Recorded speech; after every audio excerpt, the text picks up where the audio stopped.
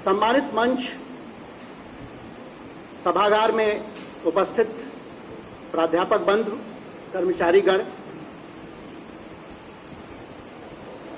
कल डॉक्टर अंजनी सिंह ने कहा कि संविधान और महात्मा गांधी के बारे में 2 लाइन आपको बोलना है। आप लोगों से बिल्कुल सही मैं कहता हूं कि इसके पहले भारत में एक पीएचडी हुई है दिल्ली यूनिवर्सिटी में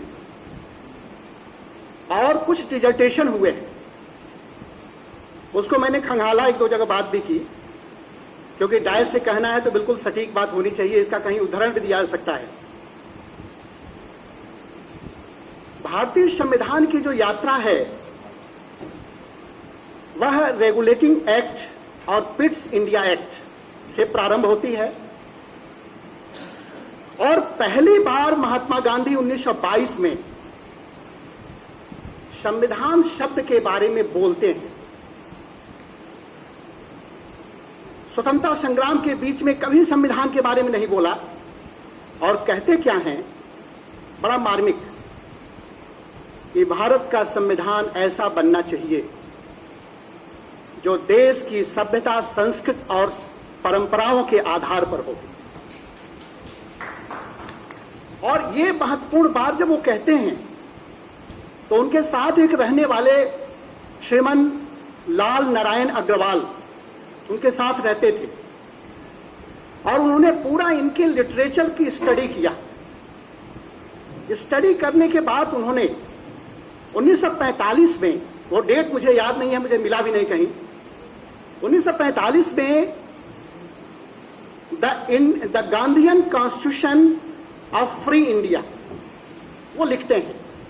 और आपको ताज्जुब होगा कि भारत का संविधान 1950 में जब लागू हुआ तो उसके भी 22 अध्याय थे और उस फ्री इंडिया वाले कॉन्स्टिट्यूशन के भी 22 अध्याय थे। ये मैंने कल रिसर्च किया इसका, दोनों में 22 अध्याय हैं। यहां कॉन्स्टिट्यूशन के बारे में मुझे लगता है सब परीक्षा देके आए हैं, सब लोग जानते हैं।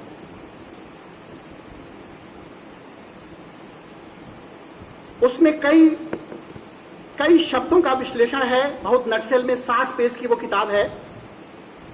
और मैं आपको एक लाइन में बता दूं कि किसी भी देश का संविधान एक किताब नहीं होता। आज 4 पवित्र ग्रंथों की यहां चर्चा हुई, उनका वाचन भी हुआ, लेकिन मैं कहीं भी जाता हूं तो भारतीय संविधान को भारत की लाइफ लाइन मानता हूं। और मैं तो यह भी कहता हूं कि भारत के प्रत्येक घर में एक भारतीय संविधान की पोथी होनी ही चाहिए, क्योंकि आज की तारीख में भी भारत का संविधान अगले सैकड़ों वर्षों में आने वाली समस्याओं के निदान या उसका समाधान करने में बिल्कुल सक्षम है। विशेष रूप से स्टार्टिंग आप देख लीजिए भारत के संविधान, we the people of India. Mahatma Gandhi कहते हैं कि हमारे देश का संविधान हमारे देश के लोगों के द्वारा बनाया जाएगा। पहले ही लाइन हमने ले लिया, we the people of India. पहले आर्टिकल पर आइए, आर्टिकल 1 क्लॉज 1 प्रोवाइड करता है India that is Bharat shall be a union of state. 2 line आपको यही मिल गई। और फंडामेंटल राइट में चलिए तो आर्टिकल 17 बिल्कुल क्लियर कट है, जस्टिसिएबल बाय लॉ है कि अस्पृश्यता का अंत होना चाहिए। अगर कोई अनटचेबिलिटी के बारे में किसी भी तरह का काम करता है तो वो पनिशेबल है, क्योंकि वो फंडामेंटल राइट के लिमिट में आता है। अब क्योंकि हमको स्वतंत्रता मिली थी, हमको सोशल रिकंस्ट्रक्शन करना था, हम महात्मा गांधी के सारे विचारों को भारतीय संविधान में तत्काल प्रभाव से लागू करने की स्थिति में नहीं थे। उसका कारण है हम सोशल रिकंस्ट्रक्शन की बात सोच रहे थे। हमारे देश में अनाज के कण नहीं होते थे, जानवरों के गोबर से गेहूं और चावल निकाल के हम खाते थे। तो उस समय क्या जरूरत थी, सारी चीजों को हम फंडामेंटल राइट में जस्टिसिएबल बाय लॉ नहीं बना सकते थे, इसलिए हमने directive principle of state policy में उनके लगभग विचारों को हमने रख लिया है, क्रम से रख लिया है। आप सबको पता है, मैं रिवाइज करूंगा क्योंकि मेरा विषय है। आर्टिकल 40 ग्राम पंचायतों का संगठन होगा, उसको मजबूत करने की जरूरत है। हुआ भी। आर्टिकल 43, कुटीर उद्योगों को बढ़ावा दिया जाना चाहिए, यह स्टेट की लायबिलिटी है, और अगर स्टेट इस बात पर सहमत हो गई है कि मैं वेलफेयर स्टेट हूं, तो उनको कुटीर उद्योगों को बढ़ाना ही चाहिए। आर्टिकल 46, वीकर सेक्शन के बारे में कई कॉन्स्टिट्यूशनल अमेंडमेंट हो चुके हैं वीकर सेक्शन के डेवलपमेंट के लिए। आर्टिकल 47 में स्पष्ट लिखा है कि जो गाय और बछड़े हैं, दुधारू नस्ल के हैं, उनकी हत्या पर बैन लगना चाहिए। आर्टिकल 48, प्रोटेक्शन ऑफ इन्वायरमेंट, उसको भी हमको करना है। अब दोनों में अंतर यह हो गया डायरेक्टिव प्रिंसिपल और स्टेट पॉलिसी में कि एक जस्टिसिएबल बाय लॉ है, एक नहीं है, ये सब जानते हैं लगभग। लेकिन दोनों के बीच की जो रेखा है वो हमारे ऑनरेबल सुप्रीम कोर्ट के द्वारा उस रेखा को पतला करने का प्रयास किया जा रहा है, और हम directive principle of state policy के जितने भी प्रोविजन हैं, और विशेष रूप से वो गांधीयन थियरी से अगर रिलेटेड हैं, तो उसको हम फंडामेंटल राइट के लिमिट में लाने का प्रयास कर रहे हैं। और उसको कर कौन रहा है? सुप्रीम कोर्ट ऑफ इंडिया कर रही है। आप देखते होंगे कि बहुत सारे directive principle of state policy हैं, उनको हम पार्ट 3 में लाने का प्रयास कर रहे हैं, क्योंकि पार्ट 3 में जैसे ही वो आएगा, जस्टिसिएबल बाय लॉ हो जाएगा, और जैसे ही किसी भी कार्य का इंप्लीमेंट की आवश्यकता पड़ती है, वहां पर धन की आवश्यकता हो जाएगी। और अभी भी हम पिछड़े हैं, किन कारणों से हैं इसमें मुझे जाने की जरूरत नहीं। महात्मा गांधी बिल्कुल ये चाहते थे, लोकतंत्र के बारे में उनका विचार था। आज की तारीख का जो लोकतंत्र है उसके बारे उससे वो सहमत नहीं थे।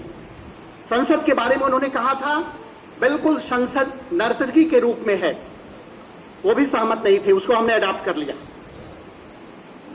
लेकिन मुझे लगता है कि 30% ऐसे प्रोविजन हैं, कॉन्स्टिट्यूशनल प्रोविजंस, जो गांधीवादी विचारधारा से ओतप्रोत है। और एक लास्ट में एक छोटी सी घटना, बस 1 मिनट आप दे देंगे तो मेरे लिए पर्याप्त होगा। 9 दिसंबर 1946 को जब सेंट्रल हॉल में पहली संविधान सभा की मीटिंग थी, उसके एक दिन पहले बापू के पास पंडित जवाहरलाल नेहरू और सरदार पटेल जाते हैं, और उन दोनों लोगों ने कहा कि बापू, कॉन्स्टिट्यूशन का फ्रेम होना है, किस व्यक्ति को ड्राफ्टिंग कमेटी का चेयरमैन बनाया जाए। अब बहुत ध्यान से सुनिएगा, ये किताबों में आपको नहीं मिलेगा, हमारे गुरु ने कहीं लेक्चर देते समय कहा था, तब से मैं भी उसी काम को आगे बढ़ा देता हूं। जाते हैं वहां, कहते हैं कि ड्राफ्टिंग कमेटी का चेयरमैन कौन होगा। और एक लाइन और भी इसमें मैं जोड़ दूं कि उस समय अगल बगल के संविधानों की रचना हो रही थी, और हायर किया जाता था सर आइवर जेनिंग्स को। इस नाम को हर व्यक्ति जानता है, बहुत बड़ा संविधानविद इंग्लैंड का। सर आइवर जेनिंग्स हर राज्यों में जाते थे, और वो कुछ उनको हायर किया जाता था, उनको सुविधाएं दी जाती थी, और वो ड्राफ्ट करते थे, बहुत एक्सपर्ट थे वो। अब बापू के सामने ये बात थी कि ड्राफ्टिंग कमेटी का कौन चेयरमैन होगा। बापू 1.5 मिनट मौन हो जाते हैं, और मौन होने के बाद कहते हैं कि अरे भाई, भारत में भी एक पढ़ा लिखा व्यक्ति है, उसको भी अंग्रेजी आती है, लेकिन शायद वो स्वीकार न करें, आप जाइए उनसे निवेदन करिए।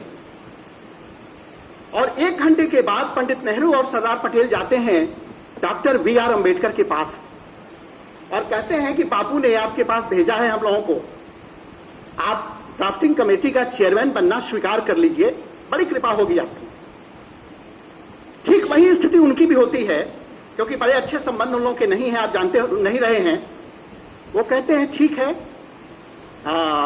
मैं स्वीकार करता हूं। एक पर्सनालिटी थी सर आइवर जेनिंग्स की, और एक पर्सनालिटी थी BR अम्बेडकर की।